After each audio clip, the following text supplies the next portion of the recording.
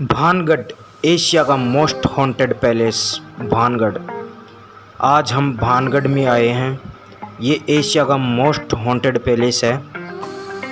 भानगढ़ राजस्थान के जयपुर ज़िले से करीब 80 किलोमीटर दूर अलवर ज़िले में स्थित यह किला है। यह किला हमेशा लोगों से कौतूहल का विषय बना हुआ है।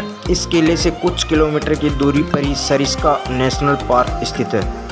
किले में कई मंदिर भी स्थित हैं। इसमें भगवान सोमेश्वर, गोपीनाथ, मंगला देवी और केशव राय के मंदिर प्रमुख मंदिर हैं। इन मंदिरों की दीवारों और खंभों पर की गई नक्काशी से अंदाज़ा लगाया जा सकता है कि यह समूचा किला कितना खूबसूरत और भव्य रहा होगा। भारतीय पुरातत्व विभाग द्वारा खुदाई से इस बात के पर्याप्त सबूत मिले हैं कि यह शहर एक प्राचीन ऐतिहासिक स्थल है।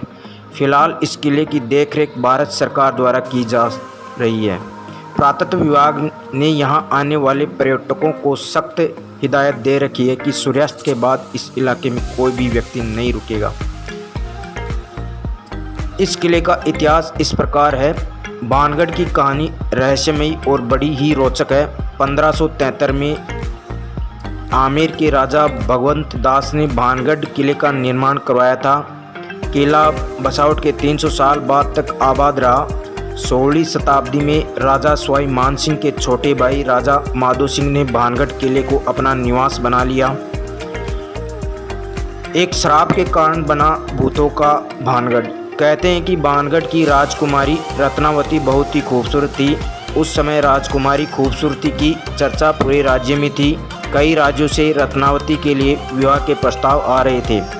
उसी दौरान वो एक बार किले से अपनी सखियों के साथ बाजार में निकली। बाजार में वह एक इत्र की दुकान पर पहुंची और इत्र को हाथ में लेकर उसकी खुशबू सूंघ रही थी। उसी समय उस दुकान से कुछ दूरी सिंधु सेवड़ा नाम का व्यक्ति खड़ा होकर राजकुमारी को निहार रहा था। सिंघिया उसी राज्य का रहने वाला था और वह काले जादू में महारथी था। कथित रूप से राजकुमारी के रूप को देख तांत्रिक मोहित हो गया था और राजकुमारी से प्रेम करने लगा और राजकुमारी को हासिल करने के बारे में सोचने लगा। लेकिन रत्नावती ने कभी उसे पलटकर नहीं देखा।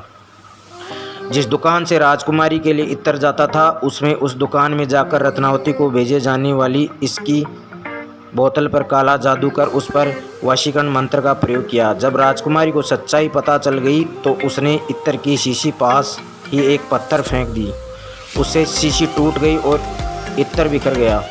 काला जादू होने के कारण पत्थर सिंधु सेवड़ा के पीछे हो लिया और उसे कुचल डाला। सिंधु सेवड़ा तो मर गया, लेकिन मरने से पहले उस तांत्रिक ने श्राप दिया कि इस किले में रहने वाले सभी लोग जल्द ही मर जाएंगे और दोबारा जन्म नहीं लेंगे। उनकी आत्मा इसी किले में ही भटकती रहेगी। आज 21वीं सदी में भी लोगों में इस बात को लेकर भय है कि भानगढ़ में भूतों का निवास है। सूर्यास्त के बाद प्रवेश में निषेध। भारतीय पुरातत्व सर्वेक्षण ASI को खुदाई के बाद सबूत मिले हैं कि यह शहर एक प्राचीन ऐतिहासिक स्थल रहा था। अब किला भारत सरकार की देखरेख में आता है। किले के चारों ओर आर्कियोलॉजिकल सर्वे ऑफ इंडिया की टीम मौजूद रहती है। ASI ने सूर्यास्त बाद किसी के भी यहाँ रुकने को प्रतिबंधित कर दिया है। किले के मुख्य द्वार से बाहर ये लगभग 1 किलोमीटर का ये उजड़ा हुआ गांव पहले यहाँ पे स्थापित था। आज ये खंडर के रूप में तब्दील हो चुका है।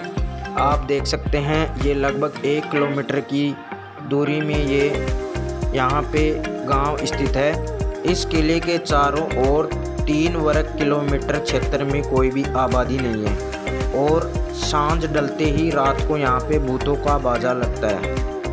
Thank you for watching this video. हमारे चैनल को लाइक एंड सब्सक्राइब करिए और शेयर भी कीजिए।